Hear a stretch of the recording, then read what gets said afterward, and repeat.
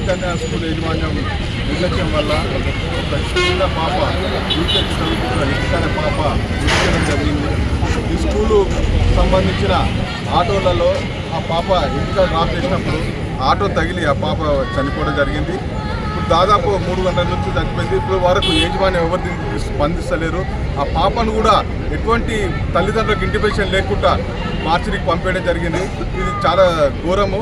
ఎందుకంటే ఒక పాప చనిపోయిన విషయం తల్లిదండ్రులకు తెలియకుండా ఎవరి యాజమాన్యము వీళ్ళకు ఇన్ఫర్మేషన్ లేకుండా మార్చురికి పంపేయడం జరిగింది. దీనికి పోలీసులు కూడా పూర్తిగా వాళ్ళకి సపోర్ట్ చేస్తున్నట్టు అనిపిస్తుంది. ఎందుకంటే పాప చనిపోయినప్పుడు వాళ్ళకు ఇంటిమేట్ చేస్తుంటే బాగుండేది. ఈ పూరి చైతన్య స్కూల్ అనేది రికగ్నైజ్ లేదు. వాళ్ళు ఏదో ఒక దగ్గర రికగ్నైజ్ ఉన్న స్కూల్ ఏడబడితే ఆడ పెట్టుకొని ఇటువంటి పిల్లలకు ఇబ్బందిగా చేస్తున్నారు. దీనికి పూర్తిగా సపోర్ట్ చేస్తున్న ఎడ్యుకేషన్ అధికారులు కూడా వాళ్ళపై కూడా చర్యలు తీసుకోవాలి.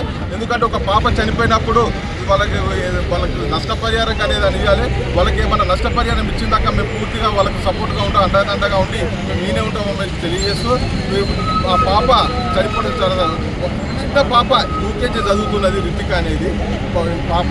కాబట్టి వాళ్ళకు కుటుంబ సభ్యులకు న్యాయం జరిగే వరకు మేము నేనే ఉంటాం. భారతీయ జనతా పార్టీ తరఫున మేము నేనే ఉంటామని చెప్పి